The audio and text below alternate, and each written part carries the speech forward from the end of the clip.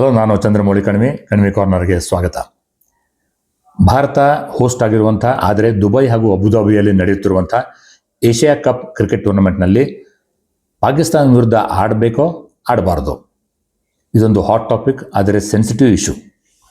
ಇದರಲ್ಲಿ ಎರಡು ಥರದ ವಾದಗಳಿವೆ. ಮೊದಲನೇ ವಾದ ಅಂತಂದರೆ, ಪಹಲ್ಗಾಮ್ ಮೆಸಾಕರ್ ನಂತರ ಭಾರತ ಎಂದೆಂದೂ ಇನ್ ಫ್ಯೂಚರ್ ಪಾಕಿಸ್ತಾನ ವಿರುದ್ಧ ಕ್ರಿಕೆಟ್ ಮ್ಯಾಚ್ ಆಡಬಾರ್ದು, ಟೋಟಲಿ ಬಾಯ್ಕಾಟ್ ಮಾಡಬೇಕು, ಸ್ಟೇಡಿಯಂಗೆ ಹೋಗಬಾರ್ದು, ಟಿ ವಿಯಲ್ಲಿ ಕೂಡ ನೋಡಬಾರ್ದು, ಬಾಯ್ಕಾಟ್ ಇಂಡಿಯಾ ಪಾಕಿಸ್ತಾನ್ ಮ್ಯಾಚ್ ಅಂತ ಹೇಳಿಬಿಟ್ಟು ದುಬೈಯಲ್ಲಿ ಒಂದು ಆಗಲೇ ಅಭಿಯಾನ ನಡೆದಿದೆ. ಅದಕ್ಕೆ ಹೆಚ್ಚು ಟಿಕೆಟ್ಗಳು ಈ ಮ್ಯಾಚ್ಗೆ ಸೇಲ್ ಆಗಿಲ್ಲ. ಈಗ ಗೌರ್ಮೆಂಟ್ ಡಿಸಿಷನ್ ಏನಂತಂದರೆ, ಬಯಲ್ಯಾಟ್ರಲ್ ಸೀರೀಸ್ ಅಂತೂ ಆಡುವ ಹಾಗಿಲ್ಲ, ಮಲ್ಟಿನೇಷನಲ್ ಕ್ರಿಕೆಟ್ ಟೂರ್ನಮೆಂಟ್ನಲ್ಲಿ ಆಡಿದರೂ ಕೂಡ ನ್ಯೂಟ್ರಲ್ ವೆನ್ಯೂಗಳಲ್ಲಿ ಆಡಬೇಕು ಅಂತ ಡಿಸಿಷನ್ ಇದೆ.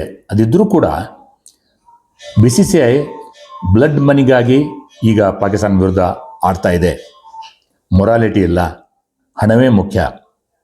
ಈಗ ಏಷ್ಯನ್ ಕ್ರಿಕೆಟ್ ಕೌನ್ಸಿಲ್ ಚೇರ್ಮನ್ ಅಂತ ಪಾಕಿಸ್ತಾನದ ನಖ್ವಿ ಹಾಗೂ ಆರ್ಗನೈಸರ್ಸ್ ಯಾವ ರೀತಿಯಾಗಿ ಡ್ರಾ ಮಾಡಿದ್ದಾರೆ ಅಂತಂದರೆ, ಭಾರತ ಪಾಕಿಸ್ತಾನ ಒಂದೊಂದೊಂದು ಎದುರಿಸಿ 3 ಬಾರಿ ಆಡಲು ಅವಕಾಶ ನೀಡಿದ್ದಾರೆ.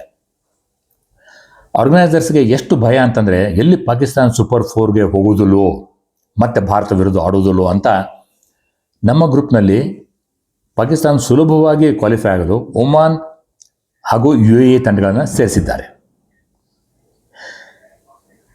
ಇಂಡಿಯಾ ಪಾಕಿಸ್ತಾನ ಮ್ಯಾಚ್ನಲ್ಲಿ ಎಲ್ಲರಿಗೂ ಗೊತ್ತು, ಅದರಿಂದ ಹೆಚ್ಚು ರೆವೆನ್ಯೂ ಜನರೇಟ್ ಆಗುತ್ತದೆ. ಈಗ ಪಾಕಿಸ್ತಾನ ಮೇಲೆ ಬಹಳಷ್ಟು ರೋಷವಿದೆ ಹಾಗೂ ನ್ಯಾಚುರಲಿಸು. ಇದು ಒಂದು ಪಾಪ್ಯುಲರ್ ವಾದ. ಇನ್ನೊಂದು ವಾದ ಮುಂದಿನ ಭಾಗದಲ್ಲಿ ನೋಡಲು ಮರೆಯದಿರಿ. ಎರಡನೇ ಭಾಗ ನಿಮಗಾಗಿ ಬರುತ್ತದೆ.